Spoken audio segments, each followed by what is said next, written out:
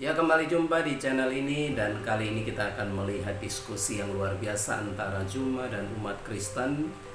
Dan dalam hal ini Juma mengklaim bahwa Yesus yang dipercayai oleh umat Kristen adalah ciptaan dan bukan Allah yang menciptakan bumi ini. Nah, seperti apa diskusinya? Mari kita simak bersama sampai selesai, dan jangan lupa untuk dukung channel ini. Silakan. 29. Di situ Allah mengatakan gini, semisal penciptaan Adam alaihissalam, perumpamaan dari Nabi Isa bagi Allah itu sama seperti penciptaan Adam.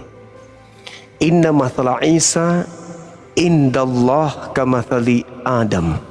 Jadi semisal penciptaan Adam itu sama seperti penciptaan Nabi Adam alaihissalam. Khalaqahu, Allah menciptakan keduanya min turab, dari tanah. Nah, sedikit saya ingin menambahkan gini. Kenapa Allah memberikan legitimasi dan pembelaan terhadap Nabi Isa alaihissalam, bahwa Nabi Isa itu kuciptakan? Pertama, alasannya Allah mengingatkan kepada ahli kitab. Ya ahlal kitab, janganlah engkau berlebih-lebihan di dalam hal agamamu. Jangan kau katakan tentang Allah sesuatu yang tidak hak, yang kamu tidak ketahui. Sesungguhnya Isa, anak laki-lakinya Maryam, itu adalah ciptaanku yang berasal dari kalimatku. Maksudnya, kenapa Allah mengatakan kalimatuhu, yang berasal dari ucapan kalimatnya? Kalimat itu adalah perkataannya. Karena tuduhan orang-orang terhadap ibunya, bahwa ibunya itu hamil akibat berzina, maka Allah membela. Tidak, Maryam itu tidak berzina. Maryam itu hamil disebabkan karena instruksi, firman, perkataan, kalimah yang datang langsung dari aku ke dia, dihantarkan oleh Roh Kudus. Roh Kudus yang datang kepada Maryam untuk memberitakan kabar tentang lahirnya manusia bernama Isa, yang bukan dari seorang laki-laki, melainkan langsung instruksiku, sebagaimana instruksiku langsung kepada matahari, jadilah terang, maka jadi terang. Jadilah hamil, maka Maria hamil tanpa disetubuhi, tanpa kemudian berzina. Itulah ayat itu datang. Semisal penciptaan Isa sama seperti penciptaan Adam alaihissalam. Jadi kalau sahabat saya mengatakan apakah sama? Sama, nggak ada bedanya. Satu dicipta tanpa ayah, ada yang dicipta ayah dengan ayah ibu, ada juga yang dicipta ada ayah tak ada ibu, ada yang dicipta tanpa ayah dan tak ada ibu. Itulah kemahakuasaan Allah, Maha Pencipta. Yang namanya Maha Pencipta, Maha menciptakan, Maha berkarya, Maha mengadakan sesuatu yang tidak ada menjadi ada dengan pola apapun yang Dia adakan, hanya dengan berkata jadi maka jadi. Innama amruhu idza arada syai'an ayyakula lahu kun fayakun. Sesungguhnya Allah ingin menjadikan sesuatu, cukup berkata jadi maka jadi. Mazmur 33 nomor 9. Tuhan hanya memberi perintah, maka segala sesuatunya ada. Jadi tidak ada hal selain pembuktian bahwa Allah Maha Kuasa terhadap Bani Israel dengan diciptakannya manusia di tengah-tengah mereka, lahir tanpa ayah, tapi lagi-lagi bukannya membuat mereka beriman, malah membuat mereka semakin ingkar kepada Tuhan. Utusannya malah diupayakan untuk dibunuh karena dianggap sebagai penghalang misi politik ekonomi mereka pada saat itu. Demikian abang, silakan. Oke bang, oke, aku ndak kapasitas untuk menanggapi bang semua bang, aku hanya bertanya aja. Satu pertanyaan lagi bang, satu pertanyaan lagi. Al-Maidah 48 itu mengatakan bahwa Quran diturunkan untuk membenarkan kitab-kitab selanjutnya. Itu merujuk kepada Taurat, Zabur, dan Injil ya? Iya, betul. Benar sekali. Di situ kata membenarkan ya. Aku bertanya bang, kenapa di An-Nisa 157 itu Isa tidak disalib, mereka tidak menyalibkannya dan tidak membunuhnya, tetapi di dalam kitab Lukas 24 ayat 7 itu Isa mengaku bahwa anak manusia akan disalibkan dan akan bangkit pada hari yang ketiga. Ini sudah kontradiksi. Itu saya harus percaya yang mana itu bang Suma? Baik saudara saya. Jadi yang pertama, Kita berbicara mengenai cakupan-cakupan dari kitab yang kita imani. Ketika cakupan Al-Quran memiliki poin sesuai dengan yang kita bahas, yang abang saya pertanyakan. Yang pertama, Al-Quran itu berita gaib yang didatangkan dari langit kepada seorang yang buta huruf, yang tidak bisa bahasa Ibrani, Aramaik, dan juga bahasa Yunani. Beliau hanya bisa kemudian membaca Arab, sedangkan kitab bahasa Arab, Injil bahasa Arab atau Bible bahasa Arab itu nanti dituliskan di abad ke-9, Al-Muqaddas, Alkitab Al-Muqaddas. Artinya bahwa sekonyong-konyong berita itu datang, yang diberitakan kepadanya bahwa wa ma qatalu wa ma salabu walakin syubbiha lahum. Mereka tidak membunuh dan tidak menyalibkan, melainkan yang mereka bunuh, mereka salibkan adalah orang yang diserupakan bagi mereka. Itu poin yang pertama. Ketika Al-Quran membenarkan kitab-kitab sebelumnya, Al-Quran juga mengatakan kitab sebelumnya itu diantaranya sudah mengalami kontradiksi, kontroversi. Di mana diterangkan? Al-Quran surah Al-Baqarah salah satunya, ayat 79. Fawailul lilladzina yaktubuna al-kitaba bi'aidihim tsumma yaquluna hadza min indillah. Celakalah orang yang menuliskan sebuah kitab dari tangannya sendiri lalu mengatakan ini dari Allah. Abang kebetulan membaca Lukas. Kitab Lukas kalau kita baca bab 1, nomor 1 dan sampai nomor 3, Theophilus yang mulia, banyak orang yang menuliskan berita-berita tentang peristiwa-peristiwa yang terjadi tentang kita. Maka aku terpanggil untuk menyusunnya kembali. Tuh, ketahuan bahwa itu bukan firman Tuhan. Kenapa? Karena dia hanya melakukan penelitian terhadap peristiwa-peristiwa yang terjadi lalu disusun. Itu yang pertama. Yang kedua, ketika Al-Quran mengatakan walakin syubbiha lahu, akan tetapi diserupakan bagi mereka. Rangkaian yang kedua adalah Markus 16 nomor 12. Lalu Yesus menampakkan diri kepada kedua muridnya dalam rupa yang lain. Kalau kita tuntut ini dalam rupa siapa? Yang jelas bukan rupa Yesus. Berarti jelas Al-Quran mengatakan walakin syubbiha lahum, dalam rupa yang lain. Itu yang pertama. Yang kedua. Yang ketiga, Al-Quran surah An-Nisa ayat 157 yang abang saya bawa ini, di ayat terakhir mengatakan mereka hanya berselisih paham tentang siapa yang mereka bunuh. Alhamdulillah, Kisah Para Rasul 25 nomor 19 jelas tertulis di situ, mereka berselisih paham tentang seseorang yang bernama Yesus. Ada yang mengatakan Yesus telah mati, namun ada juga yang mengatakan Yesus masih hidup. Mereka berselisih paham. Nah, pendekatan ilmiah, kalau kita bedah di meja akademik, kita mengambil kisi-kisi yang kita urai tentang Al-Quran dan Bible. Kami mencoba untuk mengurai Lukas 22. Lukas 22, di sana imam kepala mahkamah agama bertanya kepada orang yang ditangkap, yang dikatakan Yesus. Apa kata imam kepala kepada yang dikatakan Yesus ditangkap ini di sidang? Apakah engkau Yesus, Mesias anak Elohim? Penggambaran sebagai orang yang punya intelektual dalam mengolah data, pasti akan muncul pemahaman bahwa yang bertanya ini tidak ngerti, yang bertanya ini ragu kalau yang di sidang ini Yesus atau bukan. Karena masih bertanya, apakah engkau Yesus? Apakah engkau Mesias, anak Elohim? Apa kata oknum yang ditangkap? Walaupun aku menjawab kalian, ini di Lukas 22 nomor 68, 69, 70. Meskipun aku menjawab kalian, kalian tidak akan percaya. Saya catat di situ, kalian tidak akan percaya. Meskipun saya menjawab, berkata, kalian tidak akan menjawab. Walaupun saya bertanya, kalian tidak akan menjawab. Data 69, oknum yang di sidang ini berkata apa? Mulai sekarang, Yesus Kristus telah duduk di atas, di sebelah kanan Tuhan yang Maha Kuasa. Subhanallah.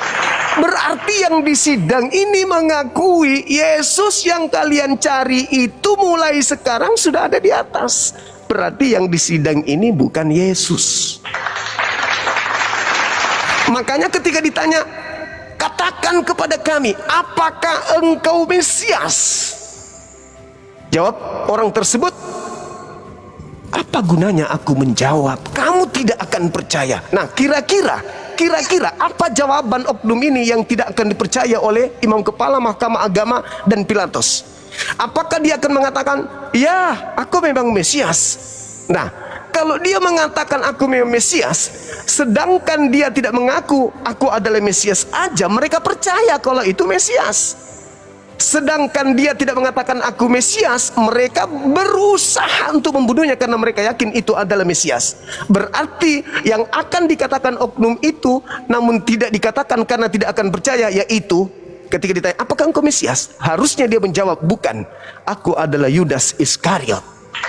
Itulah kalimat yang disembunyikan oleh orang ini yang tidak yang dia tidak katakan, sebab meskipun dia katakan bahwa aku adalah Yudas, tidak akan mungkin percaya, sebab mereka sudah melakukan upaya usaha tipu muslihat kesaksian palsu untuk menggiring orang ini untuk dibunuh.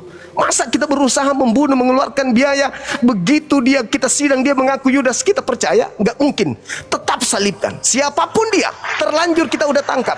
Makanya ketika dalam persidangan, yang manakah yang akan kalian aku bebaskan? Yesus Barabas atau Yesus Mesias Kristus? Apa katanya? Bebaskan Yesus Barabas, bunuh, salibkan Yesus Kristus. Yesus Barabas penjahat nasionalis aja disuruh bebaskan. Apalagi kalau dia cuma mengaku, aku Yudas loh, aku bukan Yesus loh, aku Yudas, tidak akan lolos, tetap aja akan disalib. Itulah sebabnya dia mengatakan, apakah engkau Mesias? Mulai sekarang anak manusia sudah duduk di atas. Makanya tadi, mohon maaf nih abangku, pastor kita tadi saya minta pertanggungjawabannya. Tolong tunjukkan kepada saya di mana Yesus mengaku aku yang disalib, aku juga yang keluar dari kubur, aku yang bangkit. Itu nggak ada. Yesus hanya mengatakan anak manusia akan pergi ke Yerusalem dan akan diserahkan kepada imam-imam dan mereka akan membunuh dia, dan setelah mereka membunuhnya dia akan bangkit pada hari ketiga. Dia, bukan aku. Dia, bukan aku. Nah, inilah kenapa Al-Quran mengatakan walakin syubbihalahum, diserupakan. Memang dianggap Yesus, memang mutlak dianggap Yesus, tapi hanya diserupakan. Dan masih banyak data uraian Al-Quran yang berkesinambungan dengan tema itu. Karena saya percaya Yesus bang. Meskipun saudara orang-orang Kristen mengatakan saya penghujat, saya percaya Yesus. Apatah lagi ketika dia berkata dalam Lukas 24:4, apa kata beliau yang mulia? Aku Yesus berkata kepadamu bahwa aku akan pergi meninggalkan dunia sesuai yang sudah tertulis tentang aku di dalam kitab Taurat, dalam kitab Nabi-Nabi dan kitab Mazmur. Di dalam kitab Mazmur yang tertulis tentang Yesus itu semuanya penyelamatan kepada Mesias, kepada orang benar, kepada orang yang dikasihi, kepada orang yang dimuliakan Tuhan. Artinya tidak ada data kemudian Yesus itu dibunuh, nggak ada alasannya. Orang Kristen saudara saya kalau dosanya mau ditebus, dosanya mau diampuni, datang ke gereja, duduk di sana, minta kepada Tuhan, Tuhan yang Maha Kuasa, aku mohon ampun, tolong ampuni dosaku. Tuhan kita akan mengampuni dosa itu. Tidak ada itu Tuhan menebus dosa dengan tumbal manusia, nggak ada. Dosa apa yang kita lakukan begitu besar di hadapan Tuhan yang Tuhan tidak bisa ampuni? Semuanya bisa diampuni. Nah, makanya mohon maaf nih, teman saya Kristen pernah ngotot mengatakan Yesus yang harus mati nebus dosa. Saya tanya, sekarang kalau Anda berzina hari ini, bagaimana cara Anda melakukan penebusan dosa Anda? Apa jawabnya? Bertobat. Ya sudah, sama doang. Sama doang, berarti percuma Yesus mati, ternyata ujung-ujungnya bertobat. Makanya Yesus mengatakan bertobatlah sebab kiamat sudah dekat. Jadi ada sesuatu yang luar biasa terhadap penyaliban ini yang kemudian Al-Quran menjawabnya, wa iyad'una illa syaitan marida. Tapi ini materi berat abangku, saya tidak ingin membahasnya dengan abang. Silakan. Oke bang, makasih. Aku kasih tertawa dulu penonton di bawah bang. Boleh. Tampil di sini sebagai penanya saja bang, karena bang Ustadz Tata itu sudah kasih julukan saya Ulis bertanya sampai metong saja. Jadi Ulis PSN bertanya sampai metong. Itu kan aku kasih tertawa saja bang. Aku bertanya tentang surat Maryam 33 dulu bang. Aku sedikit mendapat kesulitan berpikir di situ ya, karena di situ dikatakan begini ya, damai sejahtera dilimpahkan bagiku pada saat aku dilahirkan, pada saat aku mati, wafat, pada saat aku dibangkitkan hidup kembali. Aku sudah bertanya tentang beberapa apologet Kristen ya, tapi aku belum mendapat jawaban yang menurut aku begitu praktis yang membuat aku bisa menerima itu, karena ini 3 kalimat yang sama. Damai sejahtera dilimpahkan bagiku pada hari aku lahir, pada hari aku wafat, pada hari aku dibangkitkan hidup kembali. Saya bertanya di sini, mereka mengatakan itu belum bangkit, itu yang akan datang baru bangkit, belum mati, nanti yang akan datang baru mati, nanti diturun lagi baru mati baru dibangkit. Tapi saya lihat analisa kata ini, 3 kalimat yang sama bang. Pada hari aku lahir berarti sudah lahir. Ini menurut pemahaman saya bang. Kalau saya salah abang luruskan bang ya. Pada hari aku lahir berarti aku sudah lahir. Pada hari aku wafat berarti aku sudah wafat. Pada hari aku dibangkitkan hidup kembali berarti aku sudah bangkit hidup kembali. Itu menurut pemahaman saya karena 3 kalimatnya bersamaan. Tetapi pada saat saya bertanya kepada teman-teman saya yang Islam, mereka mengatakan sudah lahir tapi nanti turun lagi baru mati dan bangkit. Apakah benar seperti itu bang Zima? Baik. Jadi kalau kita melihat Al-Quran surah Maryam, ada apa ungkapan itu muncul? Apa yang melatar belakangi? Jadi kita harus melihat asbabul nuzul yang melatar belakangi ungkapan Nabi Isa alaihissalam. Jadi orang-orang Yahudi datang bertanya kepada Maryam, kamu ini keturunan orang baik-baik, kau ini adalah keturunan saudara daripada Harun, Nabi Harun. Kenapa sampai kamu berzina? Ya ukhta Harun, makana abuki mra'asau wa makanat ummuki baqiyah. Kamu itu ibumu orang benar, bapakmu orang benar. Kenapa kamu melakukan satu kemungkaran yang dibenci Allah, yaitu berzina? Apa katanya ketika ditanya begitu? Maryam kemudian mengatakan kepada mereka, fa'asyarat ilai qalu kaifa nukallimu man kana fil mahdi sabiya, katanya.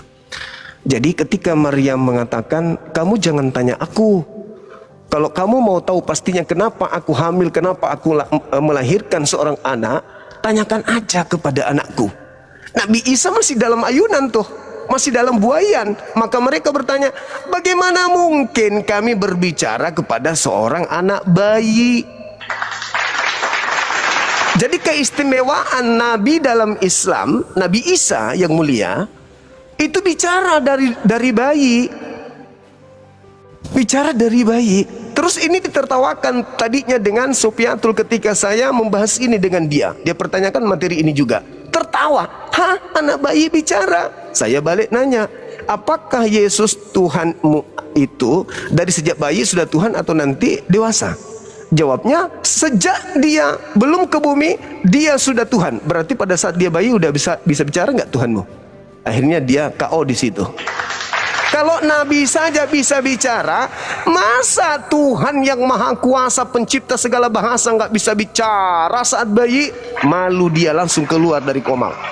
Jadi Nabi Isa pada saat bayi berkata kepada mereka, ini Abdullah, saya ini adalah hamba Allah. Aku ini diberikan ketetapan oleh Tuhanmu, dan saya ini ada waja'alani nabiyan, dan saya ini adalah nabi yang diutus untuk kalian. Ini bayi yang berbicara. Lalu Nabi Isa meneruskan, wa ja'alani mubarakan aina kuntu, dan aku diberkahi dimanapun aku berada, dan Allah Tuhanku memerintahkan kepadaku untuk melaksanakan ibadah dan menunaikan kemudian infak, sedekah, zakat selama aku hidup. Lalu dia mengatakan wa barra biwalidati, dan aku kemudian berbakti kepada ibuku, dan ibuku tidak menjadikan aku sebagai orang yang sombong lagi celaka. Lalu dia katakan wassalamu, semoga kesejahteraan, keselamatan alayya yauma wulid wa yauma amut wa yauma ub'atsu hayya. Semoga dilimpahkan keselamatan atasku pada saat aku dilahirkan, pada saat aku diwafatkan, pada saat aku dibangkitkan hidup kembali. Nah, sekarang apakah itu ada hubungannya dengan salib? Gak ada, Bang.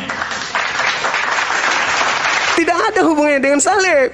Tidak berbicara mengenai penyaliban sedikit pun. Itu hanya berbicara tentang fase di mana manusia hidup. Pertama, kita dilahirkan. Kedua, kita dimatikan oleh Allah. Ketiga, kita dibangkitkan. Itu dialami oleh seluruh makhluk, termasuk Yesus, termasuk Nabi Isa. Tetapi karena saudara saya itu sudah datang dengan konsep bangkit dari kematian, sehingga ayat ini seakan-akan mendukung tentang penyaliban. Bukan. Tidak ada sama sekali. Kenapa? Secara logika sederhana, kita mundur di ayat 15. Di situ Nabi Yahya juga dikatakan doa yang sama. Ketika Nabi Yahya di data 15 itu, Nabi Isa di data 33 itu dikatakan bangkit di salib. Lalu bagaimana dengan Yahya? Di ayat 15, wassalamu alaihi yauma wulid wa yauma yamut wa yauma yub'atsu hayya. Sama bunyinya. Itu berbicara tentang Nabi Yahya, diberkati pada saat dia dilahirkan, diberkati pada saat dia diwafatkan, diberkati pada saat dia dibangkitkan hidup kembali. Apakah Nabi Yahya juga disalib sama seperti Yesus bangkit dari kematian? Kan tidak. Berarti ayat ini sekali lagi, supaya saudara-saudara kami Kristen memahami, tidak ada sedikit pun hubungannya dengan penyaliban yang terjadi kepada Nabi Isa alaihi salam. Dan untuk mengunci pemahaman saudara kami Kristen bahwa itu adalah hubungannya dengan penyaliban, kita baca Ali Imran ayat 55, kita baca An-Nisa ayat 157, bahwa ketika terjadi tragedi penyaliban, Nabi Isa tidak wafat. Nabi Isa tidak mengalami maut, melainkan dia diangkat langsung. Sesungguhnya aku telah mengambilmu dan mengangkatmu ke sisiku, wahai Nabi Isa, dan membersihkan dirimu dari orang-orang kufur, orang-orang ingkar. Jadi tidak ada hubungannya, abangku. Tidak ada hubungannya antara surah Maryam ayat 33 dengan penyaliban yang terjadi yang diimani oleh saudara kami Kristen. Seperti itu, abang. Silakan.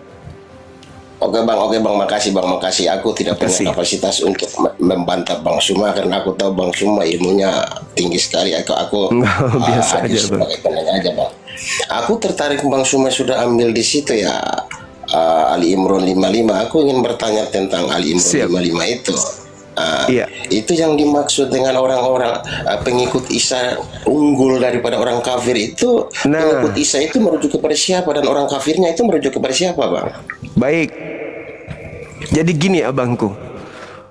Pola ketika Nabi Isa alaihi salam datang di tengah-tengah kaumnya, di situ Nabi Isa bertanya kepada mereka, "Man ansari ilallah?" Siapakah di antara kalian yang akan menolongku, untuk membantuku, untuk menolong agama Allah? Artinya menolong firman yang telah aku sampaikan kepada orang-orang. Siapa di antaranya? Nahnu ansarullah, kamilah yang akan membantu menolong agama Allah, menyampaikan apa yang engkau ajarkan, kami. Nah, yang dimaksud di sana adalah mereka, kaum Ansar yang telah melakukan, yang menolong Nabi Isa alaihi salam dari orang-orang yang membencinya.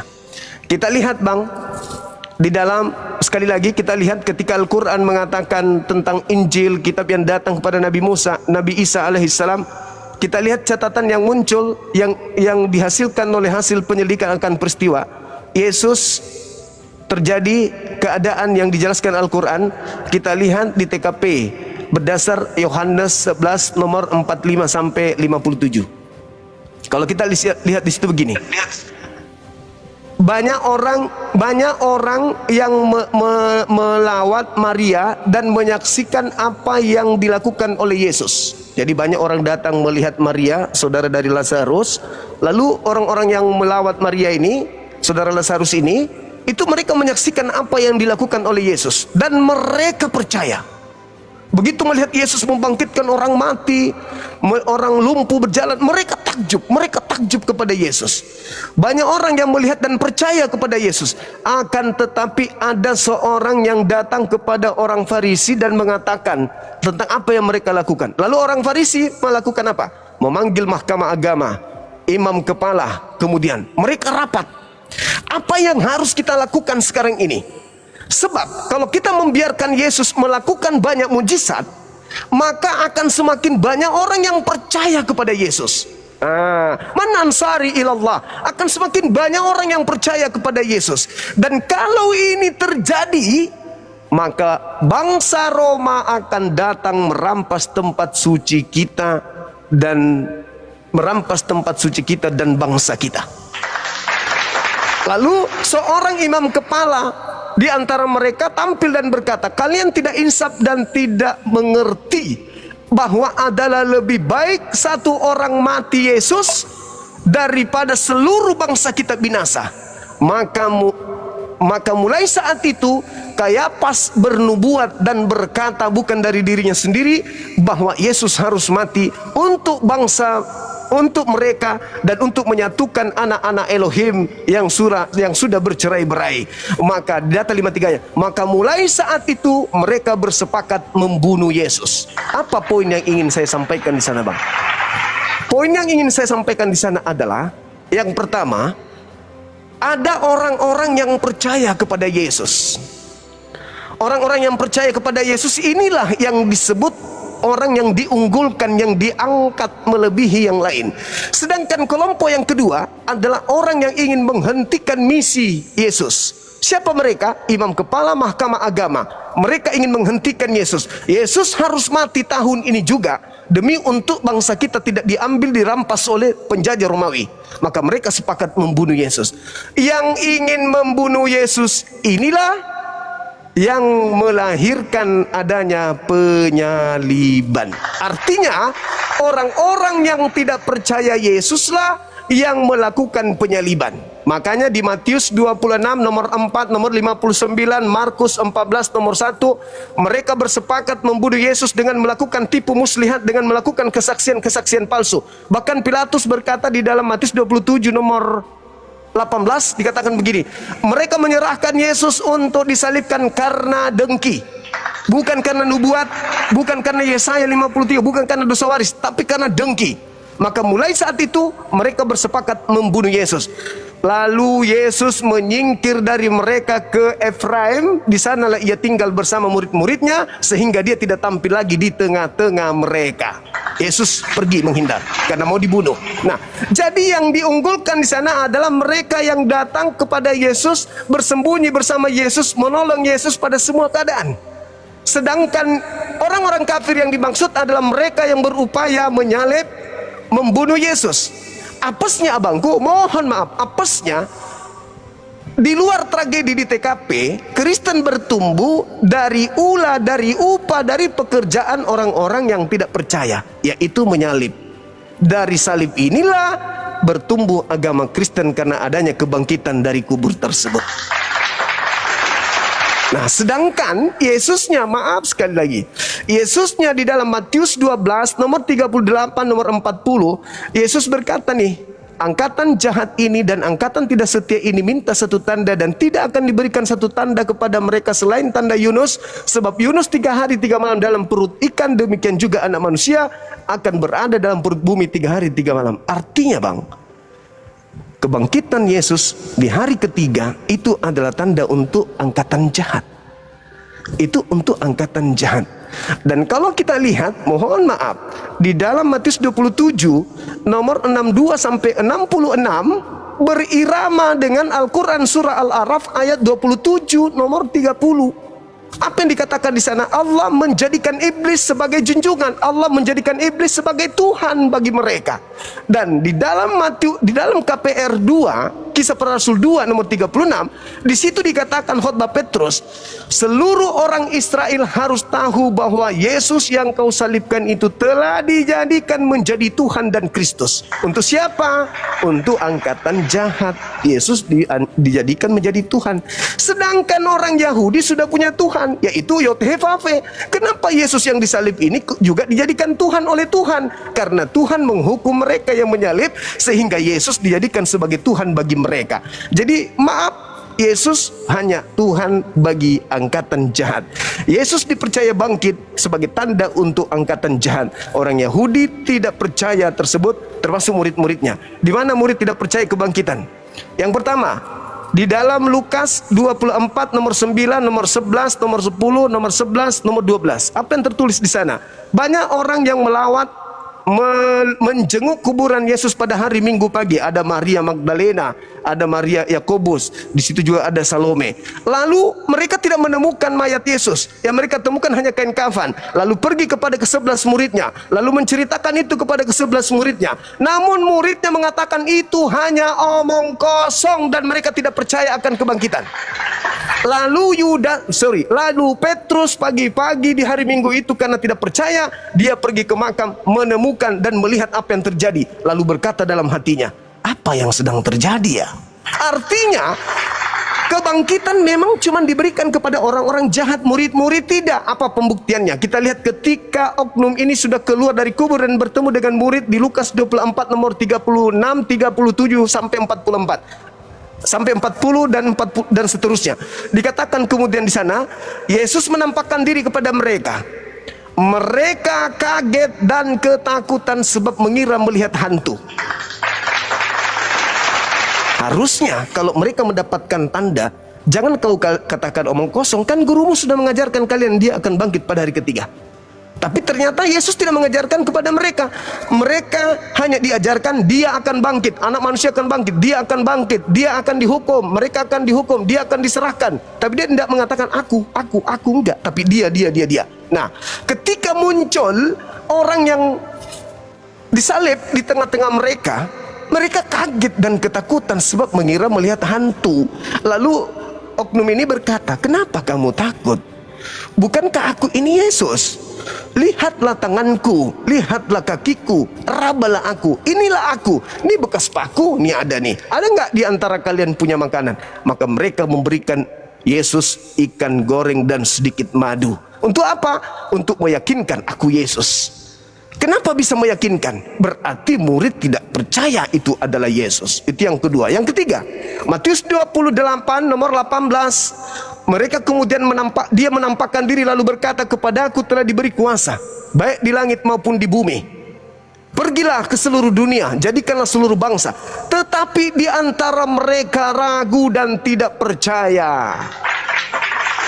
Artinya, kalaupun percaya, sebelumnya jauh itu di Bukit Zaitun, Matius 24, 4, nomor 5, nomor 23, 24, 25, 26, Yesus berpesan kepada mereka di Bukit Zaitun, Guru, apa tanda kedatanganmu? Apa kata Yesus? Tanda kedatanganku, yang pertama, aku akan nampak di tengah langit. Yang kedua, matahari menjadi gelap, bulan tak bercahaya, bintang berjatuhan, kuasa langit berguncang. Itu tanda kedatanganku. Jadi, apabila ada orang berkata, bertemu dengan aku di padang gurun, bertemu dengan aku dalam bilik, ada Mesias di sini, ada Mesias, jangan kau percaya, itu bukan aku. Sebab Kristus palsu akan datang melakukan tanda-tanda yang dahsyat, mujizat-mujizat, kekuatan-kekuatan, sekiranya mungkin menyesatkan murid-murid pilihan juga. Berarti oknum yang mengaku Yesus itu berupaya supaya muridnya percaya, ini aku loh, ini tanganku, ini kakiku, rabalah aku. Lalu Thomas mencolokkan katanya perutnya, tangannya ke perutnya, baru dia percaya, ya Allah, ya Tuhanku, ternyata betul-betul kau adalah guruku. Sudah terjebak sebagaimana nubuatan. sekiranya mungkin menyesatkan murid-murid pilihan juga. Waspadalah agar jangan kalian disesatkan, sebab akan datang banyak penyesat memakai namaku dan berkata, akulah Kristus. Yang keluar dari kubur mengaku, aku gurumu, aku Kristus, percaya padaku. Akhirnya sebagian percaya, sebagian tidak percaya. Sekira begitu Bang, panjang lebar kita di dalam Al-Quran surah Al-Imran ayat 55 tadi. Silakan. Aku mungkin punya 2 pertanyaan lagi, tapi aku sempat kaget melihat postingan nih bahwa Pak Ulis hanya settingan. Maksudnya apa tuh Bang Suma? Dia pikir abang ini Muslim. Biasanya dari teman-teman kita non-Muslim. Aku punya 2 pertanyaan, sisa 2 pertanyaan lagi Bang. Baik, itu abang. baginda Nabi Muhammad mendapatkan wahyu lahir sekitar tahun 570 ya. 40 tahun kemudian mendapatkan wahyu di Gua Hira, berarti sekitar tahun 610. Ke 632 beliau meninggal ya, berarti aku mau bertanya Bang, kenabian beliau aku perkirakan 22 tahun ya, 22 tahun. Pertanyaan saya, apakah Al-Quran turun secara bertahap selama 22 tahun ataukah turun di dalam satu malam yang disebut malam Lailatul Qadar Bang? Itu aku sedikit mendapatkan kesulitan di situ Bang. Iya, baik. Jadi Al-Quran itu diwahyukan secara berangsur-angsur. Dan Al-Quran itu datang pas di malam Lailatul Qadar. Yang pertama wahyu itu datang pada masa itu. Jadi Al-Quran ini dikatakan zalikal kitabu la raiba fihi hudal lil muttaqin. Tidak ada keraguan di dalamnya, petunjuk bagi orang yang bertakwa. Al-Quran diwahyukan secara berangsur untuk disaksikan oleh sejazirah Arab. Orang Arab, orang jahiliyah, orang keras, orang yang beringas, orang yang kejam. Bagaimana mungkin seorang anak yatim piatu bisa menaklukkan Arab, orang kejam ini, orang beringas, orang jahiliyah ini, kalau mereka tidak membuktikan kebenaran demi kebenaran yang ditorehkan Nabi Muhammad selama risalah kenabiannya. Pasti sudah diupayakan untuk dieksekusi. Ini pembohong, ini penipu. Tapi karena dia menyatakan kebenaran, mereka takjub, mereka mengikut. Itu yang pertama. Jadi Al-Quran diwahyukan pada malam Lailatul Qadar sampai kepada usia masa pewahyuan 22 tahun lebih. Itu abangku. Jadi berangsur-angsur dia tidak satu malam sekaligus turun di malam Lailatul Qadar itu, enggak, tapi berangsur-angsur. Makanya Al-Quran itu nggak bisa hilang, karena setiap hari diulang, dibaca, dibaca, diuraikan, dijelaskan, ditafsirkan, diuraikan, itu terus menerus sampai berpindah kepada sahabat sebagai legitimasi. Khusu Al-Quran min arba'ah. Kata Nabi, terimalah Al-Quran dari sahabatku. Artinya Nabi Muhammad memberikan legitimasi kepada sahabat-sahabat, kepada umat Islam. Mohon maaf, berbeda dengan Yesus. Yesus tidak pernah memberikan legitimasi kepada 4 kitab kanon, Kisah Para Rasul, Ibrani, Petrus, 1 Petrus, 2 Petrus, dan 13 surat Paulus. Yesus tidak pernah memberikan legitimasi. Berbeda Al-Quran. Al-Quran menyatakan itu dan seterusnya.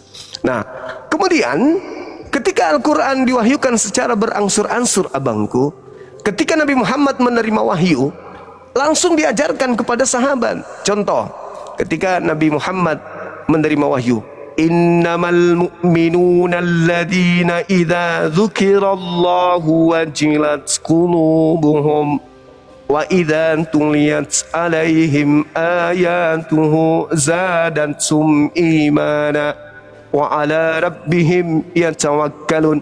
Itu Nabi Muhammad langsung urai, langsung dijelaskan, dihafalkan, dipindah hafalankan kepada sahabatnya, hafalan sahabat juga pindah kepada yang lain. Jadi seluruh sahabat menghafal surah itu, ayat itu. Jadi tidak bisa hilang. Begitu metode yang ada di Al-Quran. Jadi Al-Quran diwahyukan ke hati, dilisankan Nabi Muhammad, masuk kuping sahabat, dihafalkan oleh sahabat, lalu kemudian mereka tuliskan. Dihafal dulu, baru dibukukan. Jadi sulit untuk kita temukan adanya kesalahan di Al-Quran, karena sang sumber yang menggodok Al-Quran itu kepada para sahabat selama kurang lebih 22 tahun. keistimewaannya Bang, sedikit lagi. Keistimewaannya adalah andai saja Al-Quran itu bukan wahyu dari Allah, karangan Nabi Muhammad, maka tidak akan mungkin bisa bertahan sampai hari ini 1400 tahun silam. Itu yang pertama. Yang kedua, andai Nabi Muhammad bukan seorang nabi, tidak akan mungkin keadaan kerajaan yang dipimpin masih bisa berjaya sampai hari ini. Tidak akan mungkin. Tapi Yesus mengatakan kerajaan Allah akan diambil daripadamu dan akan diberikan kepada satu bangsa yang akan menghasilkan buah kerajaan tersebut. Itu Bang. Itu yang ingin saya sampaikan. Silakan. Makasih Bang. Satu lagi atau kalau Bang Suma mau minta tambah satu, aku nambah satu. Pada saat Allah Subhanahu wa taala menyampaikan firman kepada malaikat Jibril dan malaikat Jibril teruskan kepada baginda Nabi Muhammad sallallahu alaihi wasallam. Bagaimana caranya malaikat Jibril mengenal Allah Subhanahu wa taala, karena Allah Subhanahu wa taala itu tidak kelihatan. Gimana caranya Jibril mengenal itu Allah Subhanahu wa taala? Karena Allahnya tidak kelihatan. Gimana itu Bang? Iya.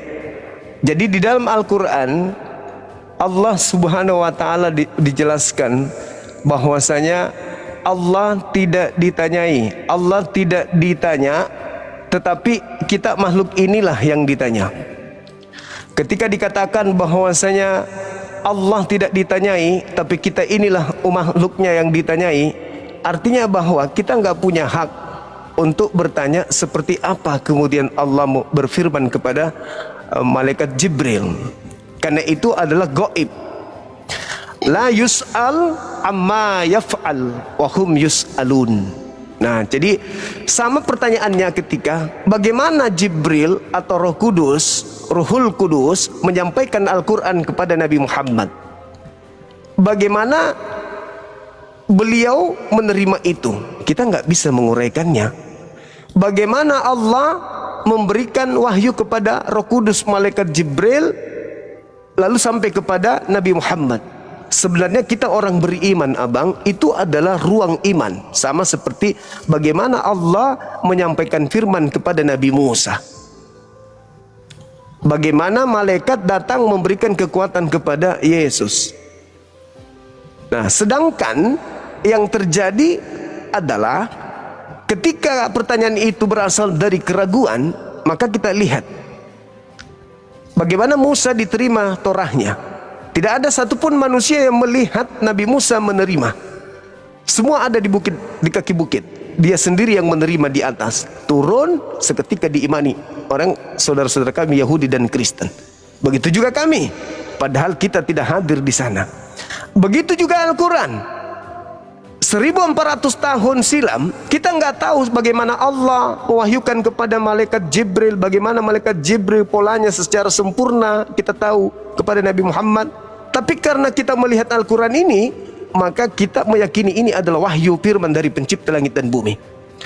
Sama seperti ketika kita melihat ada orang hamil dan melahirkan seorang anak, meskipun kita tidak melihat dia digauli, pasti kita percaya orang ini habis digauli. Kenapa? Dia hamil dan dia memiliki anak. Meskipun kita tidak hadir, kita tidak menjadi saksi pada saat dia digauli oleh suaminya. Tapi karena kita melihat hasil, maka otak kita sudah disetting untuk percaya ibu ini sudah digauli sama suaminya, buktinya dia hamil dan buktinya dia melahirkan anak. Begitulah pola yang ada di dalam Al-Quran. Seperti makasih aku sedikit menyampaikan narasi saya kepada penonton. Semoga penonton tidak berpikir bahwa ini adalah suatu settingan antara saya dengan Bang Suma untuk tanya jawab ya. Aku kali ini mungkin bertanya sangat banyak kepada Bang Suma. Ini yang ketiga kali aku ketemu Bang Suma, tapi dua kali yang lalu aku hanya bertanya dua pertanyaan. Kali ini udah banyak sekali ya. Terakhir Bang Suma. Kepada penonton mohon maaf kalau ada kata-kataku yang salah penonton. Semoga penonton sehat. Sekali lagi aku ucapkan kepada penonton. Bang Suma, aku ingin bertanya yang terakhir tentang Al-Ankabut 46 itu. Aku baca terjemahan aja ya. Iya. Janganlah engkau mendebat ahlul kitab melainkan dengan cara yang lebih baik kecuali terhadap orang-orang yang solim di antara mereka. Katakanlah kami beriman kepada kitab yang diturunkan kepada kami dan kepada kitab yang diturunkan kepadamu. Tuhan kami dan Tuhanmu adalah satu. Hanya kepada Dialah saja kami berserah diri. Itu terjemahannya. Pertanyaan saya Bang Suma, apakah benar menurut Quran ini Tuhan saya dan Tuhan Bang Suma itu satu, Bang? Iya, baik. Sekali lagi saya minta maaf, abangku. Ketika kita berbicara apakah Tuhan kita itu satu, maksudnya gini, apakah Tuhan abang dan Tuhan saya itu sama? Sama, Bang. Tuhan kita sama. Tuhan kita sama. Karena kenapa Tuhan kita sama? Anda beriman kepada Nabi Abraham, Anda beriman kepada Nabi Musa, abangku beriman kepada Nabi Daud, Harun, Salomo, Yesus. Berarti kita berbicara qulu amanna billahi wa ma unzila ilaina wa ma unzila ila Ibrahim wa Ismail wa Ishaq wa Yakub wal asbati wa ma utiya Musa wa Isa. Berarti kita beriman kepada Tuhan yang sama. Pembedanya kemudian adalah ketika abangku ditegur, ya ahlal kitab, wahai ahli kitab, jangan kamu berlebih-lebihan dalam urusan agamamu. Jangan kau berkata sesuatu yang tidak hak tentang Allah, yaitu bahwa Allah adalah innallaha tsalitsu tsalatsa, bahwa sesungguhnya Allah, Tuhannya Abraham, Ishak dan Yakub adalah satu dari salah satu dari tiga pribadi Tuhan. Itu kena tegurannya itu di situ, abangku. Tapi kalau abang berkata, apakah Tuhan kita sama? Selagi abang menyembah kepada Eloah Abraham, Eloah Ismail, Eloah Ishak, maka Tuhan kita sama. Makanya, maaf nih, Allah menegur. Jangan kau mengatakan Allah itu punya anak. Berarti kan yang ditegur di sini ahli kitab dan orang-orang zalim yang ada di antara mereka. Jangan kau berdebat dengan mereka illalladzina zalamu minhum, kecuali dengan orang-orang zalim yang ada di antara mereka. Siapa yang zalim? Yang tadi abangku yang ngatain saya binatang, yang memfitnah saya. Itu orang-orang zalim itu yang dimaksud. Tapi kalau abang bukan, harus saya diperintah ud'u ila, berdebatlah dengan mereka ahli kitab dengan cara yang baik. Ya seperti inilah baik menurut saya, belum tentu juga baik menurut yang lain, abangku. Tapi kalau orang zalim, sama seperti aparat polisi. Kenapa aparat tegas terhadap pelaku kriminal? Apa alasannya? Apakah supaya mereka melakukan kriminal lagi? Enggak. Supaya mereka berhenti dari kriminal yang mereka lakukan, maka aparat menegakkan hukum. Sama, supaya mereka berhenti ngatain saya binatang, itu nggak bagus. Itu maksudnya abang. Maka kita harus ada pengecualian. Illalladzina zalamu, kecuali kepada mereka yang zalim. Tegakkan kebenaran itu supaya mereka tidak melakukan lagi untuk yang kedua kali. Kalau aku bermanis-manis, Bang Suma binatang. Iya bang, iya bang. Berarti saya memberikan ruang kepada saudara saya untuk melakukan hal lagi yang sama. Berarti saya membiarkan orang itu berdosa. Cukup dosanya kali ini. Besok begitu masuk jangan lagi. Karena kapan dia melakukan itu, Bang Suma juga akan melakukan hal yang sama. Akhirnya dia tidak lagi melakukan. Saya kira begitu abang. Oke Bang Suma, makasih banyak. Terima kasih banyak Bang Suma sudah naikkan saya di Komal. Bang Suma dinonton oleh 24.000 orang lebih. Makasih banget Bang Suma. Aku sama-sama abang. Sangat bahagia. Sama-sama. Bahagia sekali aku malam ini bertemu dengan Bang Suma. Doa dan harapan saya Bang Suma sehat-sehat selalu. Tujuan Bang Suma selalu berdakwah, selalu mendapatkan jalan yang terbaik. Mungkin itu aja Bang Suma. Doa dari saya, penonton, sekali lagi aku ucapkan semoga sehat selalu, dilimpahkan rezeki dari Allah Subhanahu wa taala. Demikian Bang Suma. Wassalamualaikum warahmatullahi wabarakatuh. Aku pamit Bang Suma. Iya, sama-sama Bang. Istirahat abangku. Makasih. Iya, sudah jam 1 di Papua Bang Suma, aku mau istirahat Bang Suma. Siap abang. Sehat terus abangku. Siap. Oke Bang, makasih Bang, makasih banyak Bang. Sama-sama. Terima kasih abang. Oke, ini saudara saya Bang Surya ini kenapa ini kok dari tadi sibuk sendiri? Ada onde-onde kah? Ada onde-onde? Abang? Ya, halo. Iya, halo Ya, juga. halo. Iya, halo, silakan. Gimana? Apa yang ingin disampaikan? Silakan. Jadi menurut Bang Juma, Tuhannya orang Kristen itu dengan Tuhannya orang Islam sama ya? Nah, bagus. Ini satu pertanyaan yang sama dari dua karakter yang berbeda. Jadi gini, Bang. Kalau saya merujuk kepada, waduh, di mute, Bang. Doubling soalnya. Aman kalau gitu. Jaringan Anda kayaknya gangguan. Cek. Jadi kalau saya merujuk kepada ahli kitab itu, Bang, Tuhannya adalah Tuhan yang mengutus Nabi Ibrahim. Nah, ketika Anda berlaku sebagai ahli kitab, maka Tuhan kita sama. Tapi kalau Anda berlaku sebagai bahlul kitab, maka Tuhan kita berbeda. Pada masa mana Anda sebagai bahlul kitab? Ketika Anda mengatakan bahwa Tuhan Anda itu adalah Yesus. Tuhan kita nggak sama. Ketika Anda mengatakan bahwa Yesus itu adalah Tuhan yang keluar dari kubur, Tuhan kita nggak sama. Kenapa? Karena Yesus itu adalah Tuhan yang dibuat oleh Tuhan yang langit bumi kepada orang-orang jahat. KPR 2 nomor 36. Semua Israel harus tahu bahwa Yesus yang kau salibkan itu telah dijadikan menjadi Tuhan dan Kristus. Bagi siapa? Bagi orang jahat. Jadi kalau Anda sebagai bahlul kitab, maka Anda dengan saya Tuhannya berbeda. Anda masuk dalam golongan orang Farisi yang menyembah Tuhan yang dilantik oleh Tuhan langit dan bumi. Roma 14 nomor 9. Untuk itulah Yesus mati agar ia dibangkitkan menjadi Tuhan dan Kristus. Itu kalau itu Tuhan Anda, berarti Tuhan kita berbeda. Sebab Tuhan yang Paulus ajarkan itu adalah Tuhan yang dispesialkan untuk angkatan jahat saja. Tuhan lantikan, Bang. Untuk itulah Yesus mati supaya ia dibangkitkan untuk menjadi Tuhan. Siapa yang membangkitkan? Tuhan yang langit dan bumi. KPR 2 nomor 36. Semua Israel harus tahu bahwa Yesus yang kusalibkan itu telah dibuat menjadi Tuhan. Berarti dia adalah Tuhan yang dibuat oleh Tuhan langit dan bumi. Itu kita tidak sama. Karena Tuhan Anda di gereja hari Minggu Anda menyembah itu. Kalau Anda menyembah Tuhannya Abraham, Ishak dan Yakub, berarti acuan Anda adalah PL, kitab Torah, kitab Tanah, Ketubim, Neviim, dan Torah. Gitu, saudara. Silakan.